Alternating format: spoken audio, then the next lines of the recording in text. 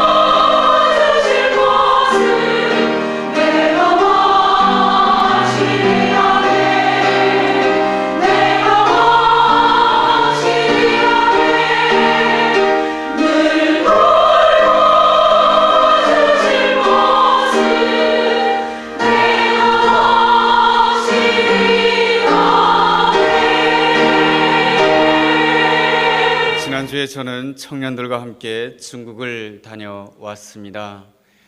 중국을 도착한 첫날 단동에 갔습니다. 단동에는 압록강이 있는데요.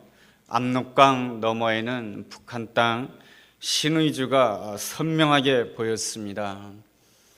압록강에서 북한 땅 신의주를 바라보았을 때에 중국 단동 지방은 너무나도 넉넉해 보였고 화려해 보였지만은 압록강 건너편에 있는 그 신의주 땅은 너무나도 초라해 보였고 너무나도 연약해 보였습니다.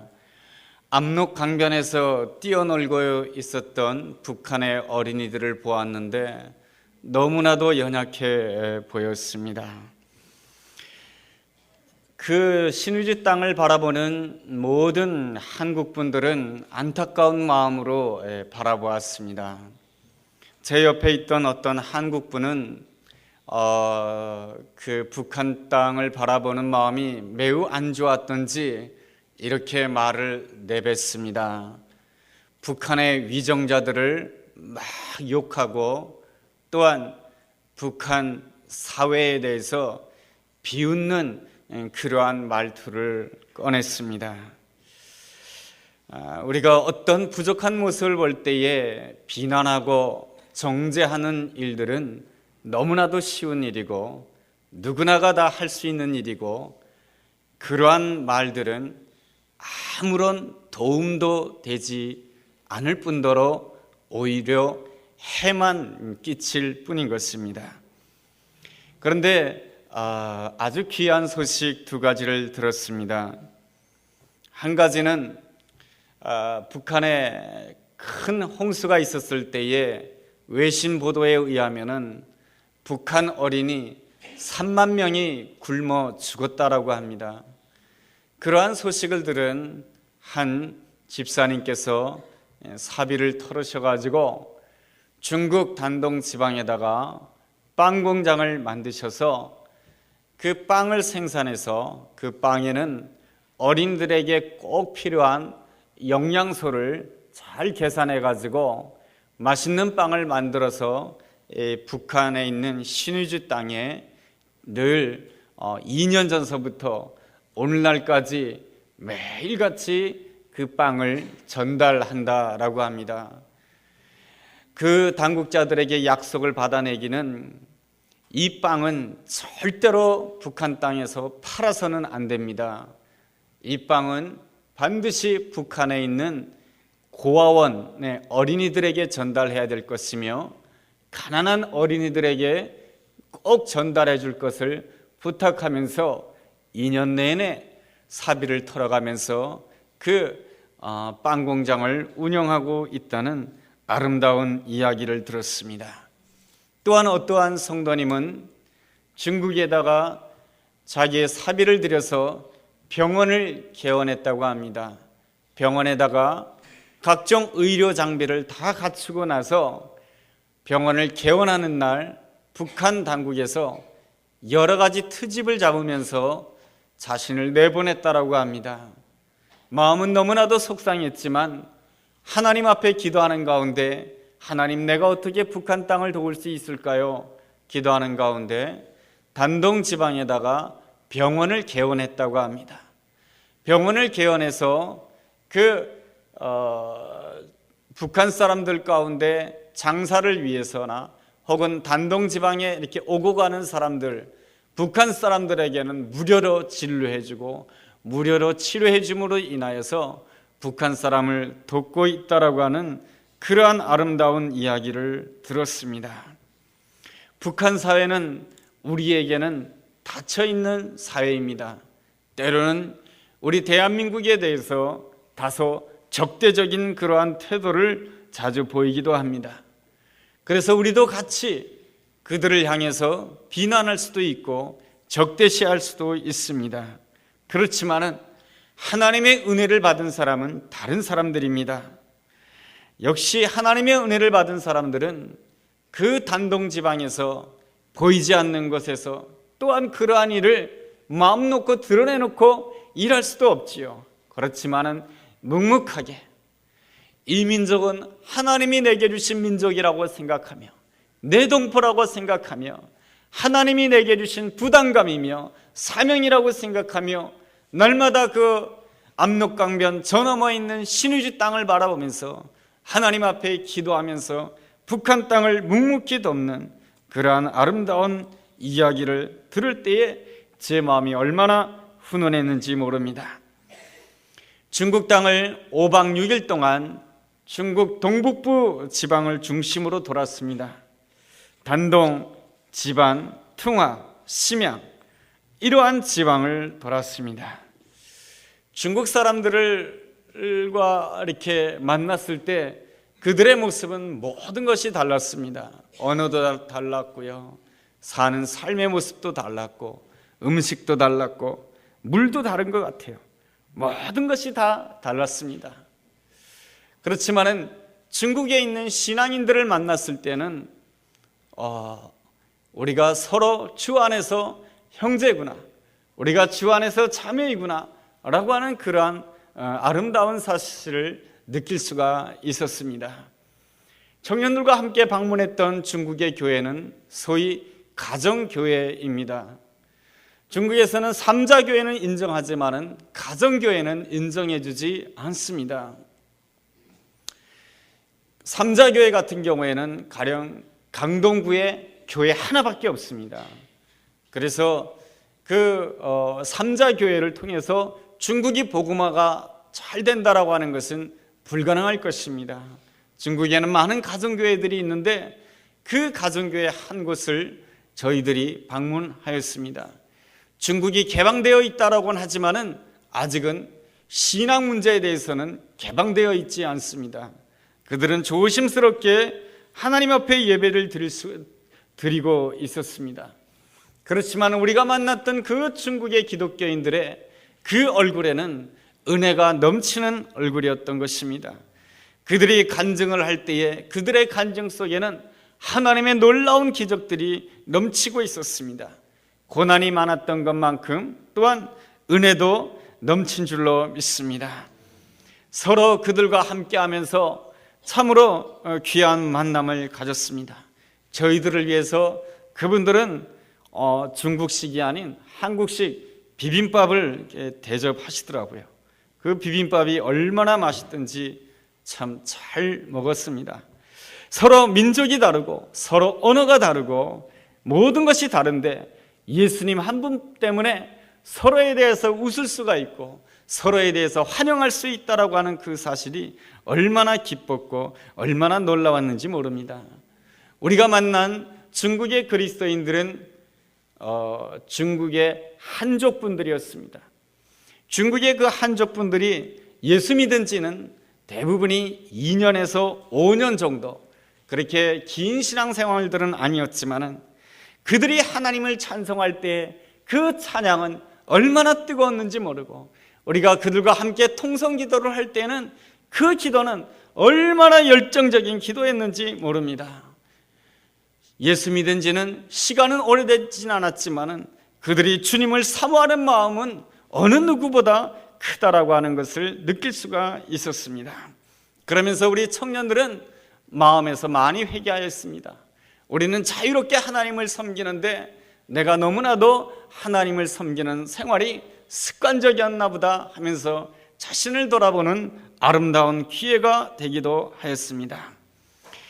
하나님께서는 중국을 매우 사랑하시는 것 같습니다. 그래서 많은 세계의 기독교 지도자들은 이 중국에 대해서 이렇게 말합니다.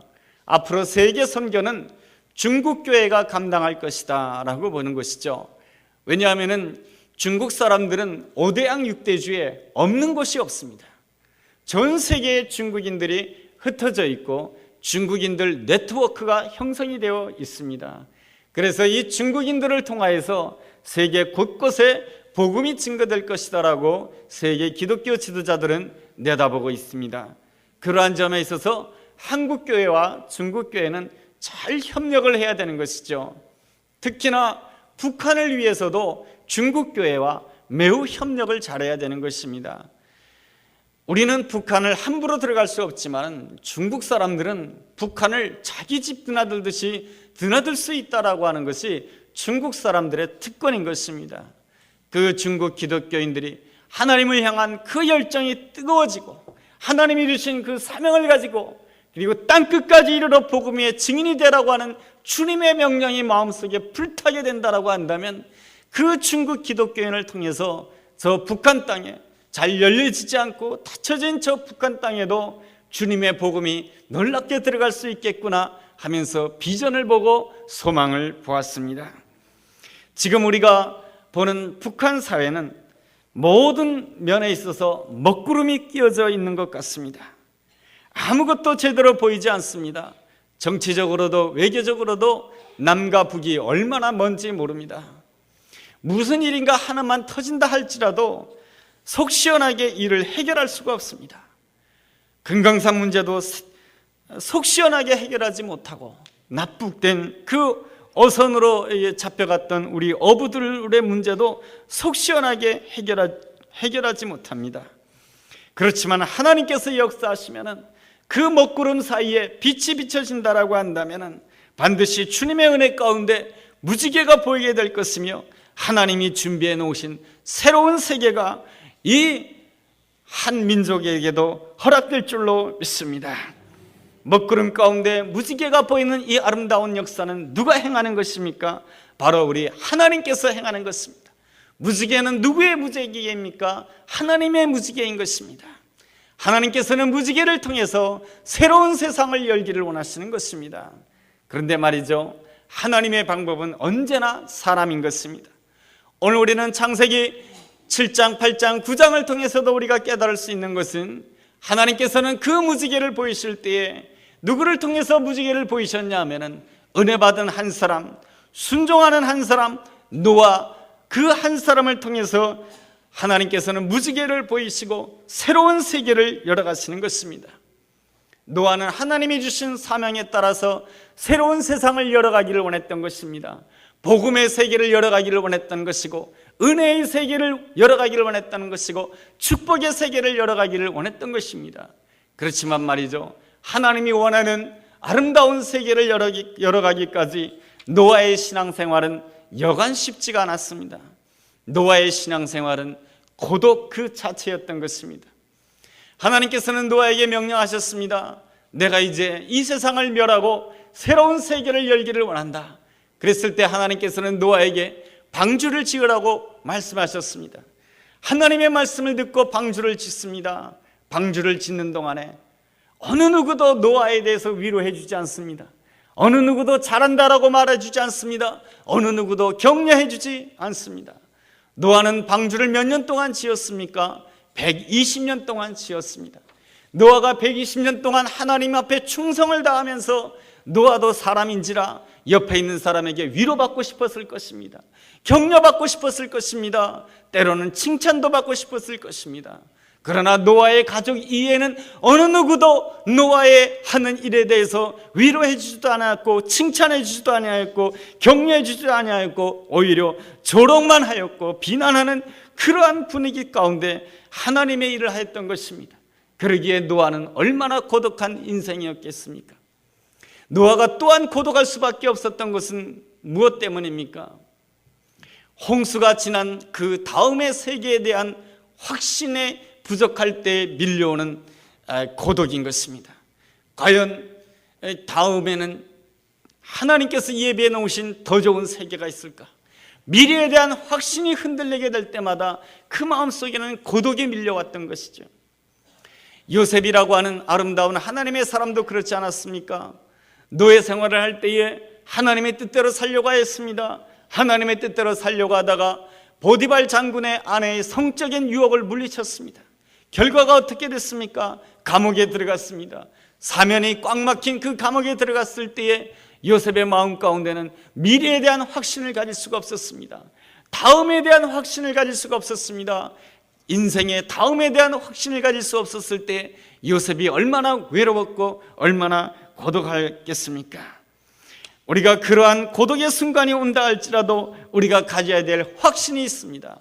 하나님은 지금도 살아계시며 하나님께서는 하나님을 바라보며 온전히 믿음으로 살아가고자 하는 자에게 하나님께서는 반드시 여호와 일에 여호와께서 준비해 놓으시고 여호와께서 도우신다라고 하는 놀라운 역사인 것입니다.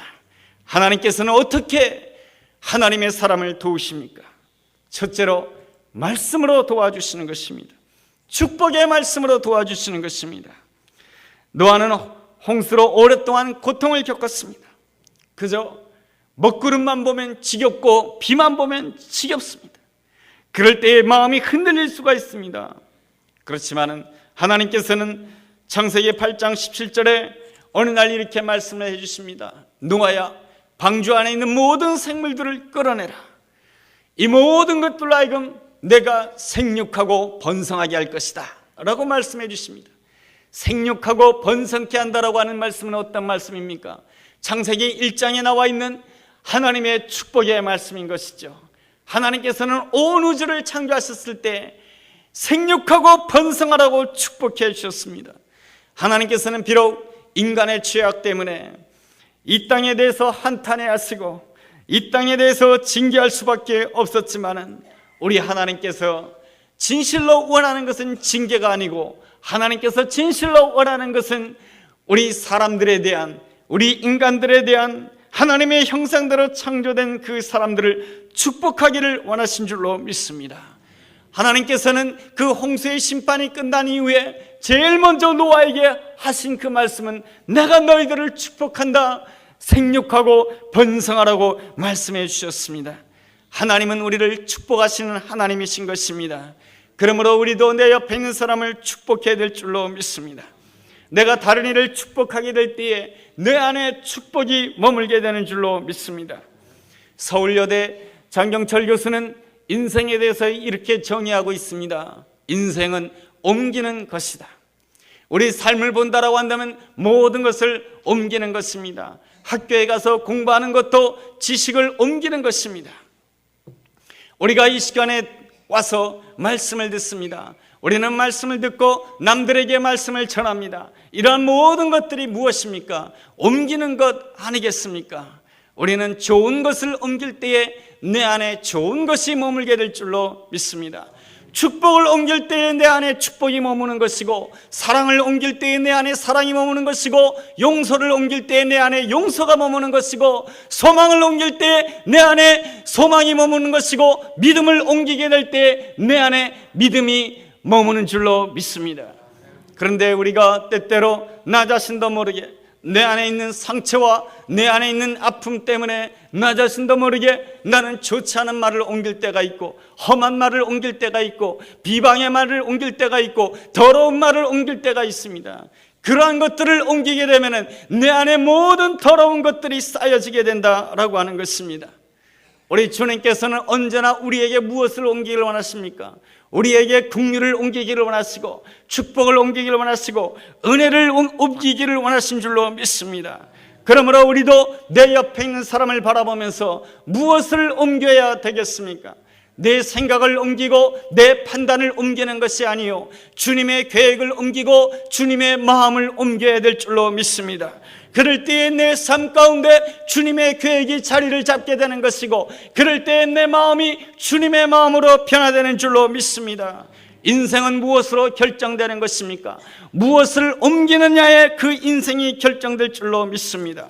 좋은 말을 옮길 때 좋은 것들이 우리 삶에 머물게 되는 것이고, 축복의 말을 전할 때 우리는 축복의 사람이 되는 것이고, 예수를 옮기게 될 때 내가 예수의 사람이 되는 것이며, 위로의 말을 옮기게 될 때 내 안에 위로와 풍성한 은혜가 넘치게 될 줄로 믿습니다. 둘째로, 하나님께서는 땅을 회복시켜 주시겠다라고 하시면서 노아를 도와주십니다. 큰 홍수로 말미암아 자연 질서가 다 파괴되었습니다. 그랬을 때 하나님께서는 창세기 8장 22절 말씀을 통해서 노아에게 이러한 축복의 말씀을 주셨습니다.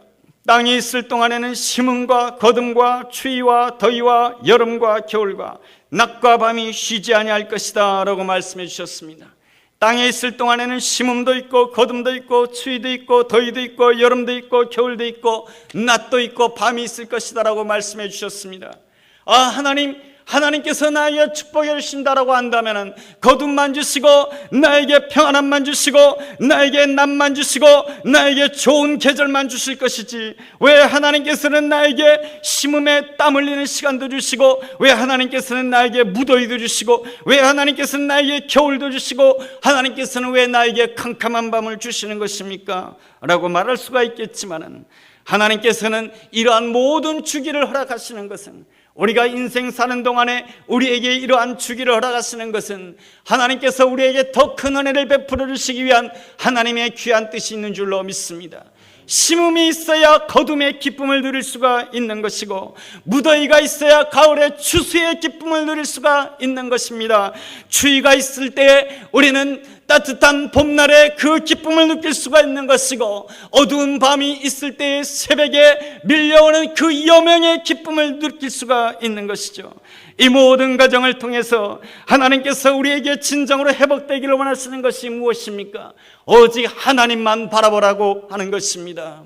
그러므로 여러분, 주님만을 바라보면서 내 앞에 있는 어두움에 대해서 두려워하지 마시기 바랍니다. 우리 앞에 있는 고통에 대해서 두려워하지 마시기 바랍니다. 하나님께서는 반드시 우리에게 인생의 주기를 주셨으며, 그것이 여름이든 겨울이든지 간에, 그것이 심는 기간이든지 거두는 시간이든지 간에, 그것이 낮의 시간이든지 밤의 시간이든지 간에 그 모든 것들을 합력하여 선을 이루신 분이 나의 주님이시며 나의 신랑이신 예수님인 줄로 믿습니다. 예수님이 나의 신랑이 되시고 나와 함께 하신다라고 한다면 심는 시간도 축복의 시간이며, 거두는 시간도 축복의 시간이며, 낮의 시간도 축복의 시간이며, 밤의 시간도 축복의 시간이며, 새벽의 시간도 축복의 시간인 줄로 믿습니다. 어떤 처녀가 사랑하는 사람과 결혼하게 되었습니다. 너무나도 기뻤습니다. 그래서 혼수 이불을 장만하기 위해서 동대문 시장에 나갔습니다. 동대문 시장에 나가서 이불을 샀습니다. 100만 원에 샀습니다.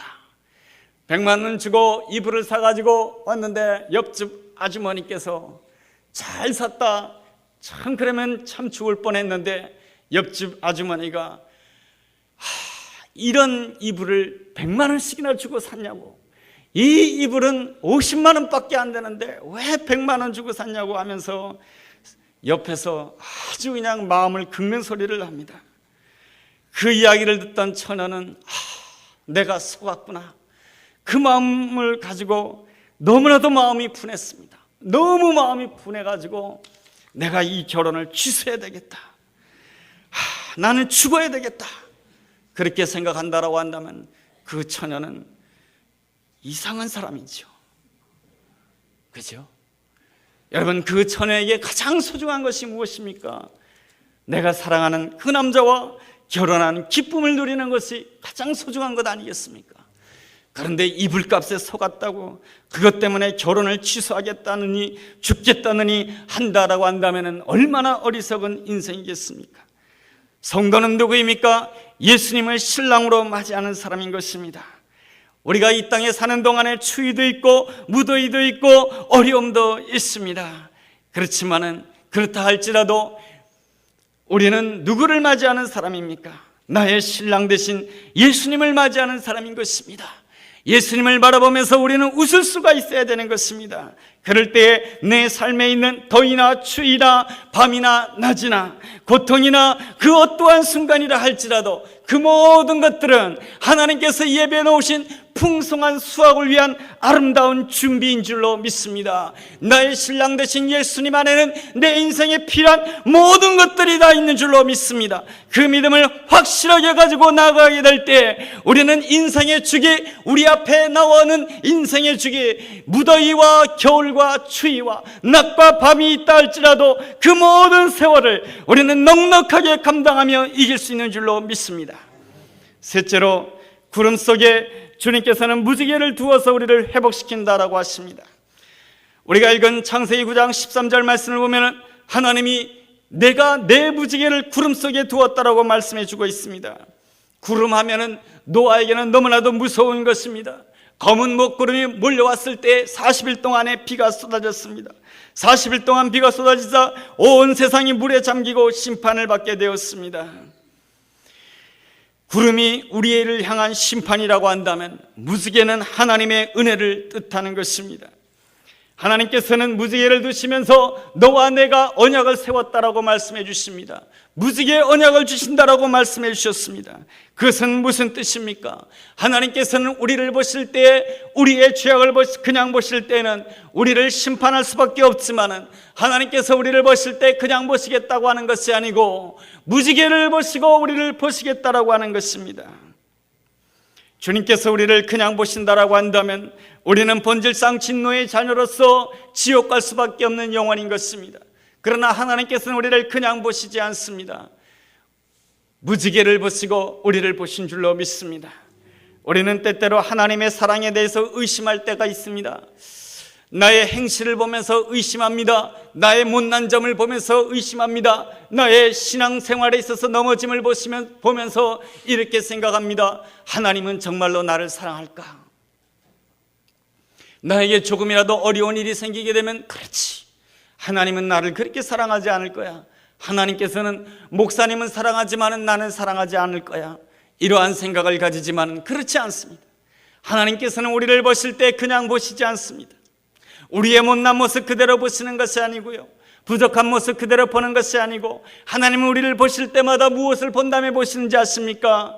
하나님께서 만들어 놓으신 무지개를 보시고 우리를 보시고 하나님께서는 우리를 위하여 십자가에 피 흘리신 예수님의 십자가를 보고 나를 보신 줄로 믿습니다. 그렇기 때문에 하나님께서는 나를 보실 때마다 긍휼로 보시는 것이고 하나님께서는 나를 볼 때마다 하나님의 자녀로 보시는 것이고 하나님께서는 나를 볼 때마다 눈동자처럼 우리 인간에서 눈이 얼마나 귀한 존재입니까? 눈동자 보듯이 우리를 보시는 분이 나의 하나님이신 줄로 믿습니다.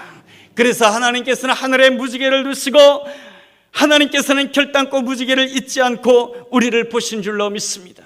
그래서 하나님께서는 언제나 우리에게 긍휼을 베푸시고 축복을 베푸시고 소망을 허락하시고 아름다운 은혜를 허락하신 줄로 믿습니다.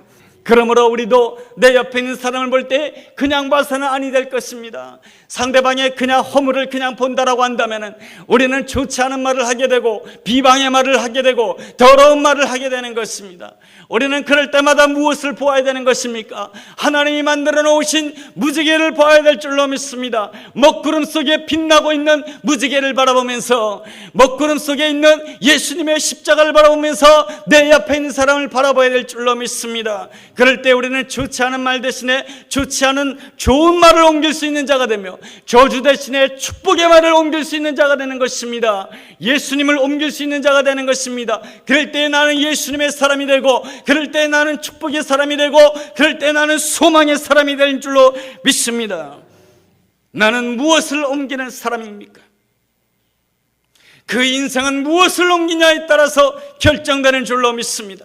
무엇을 옮기냐에 따라서 그 인생의 축복이 축적되는 것이고, 그 인생의 소망이 축적되는 것이고, 기쁨이 머물게 되는 것이고, 은혜가 머물게 되는 줄로 믿습니다.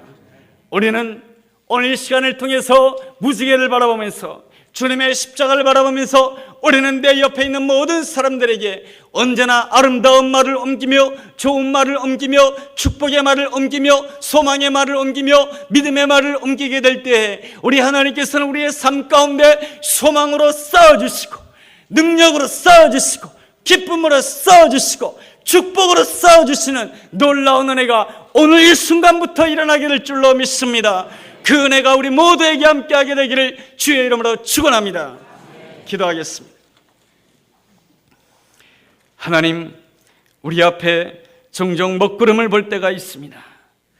북한 땅을 보면서 먹구름을 보기도 하고, 나의 형편을 보면서 먹구름을 보기도 하고, 내 옆에 있는 사람을 보면서 먹구름을 보기도 합니다. 그렇지만 우리 주님께서는 먹구름 가운데 이미 무지개를 준비하신 줄로 믿습니다.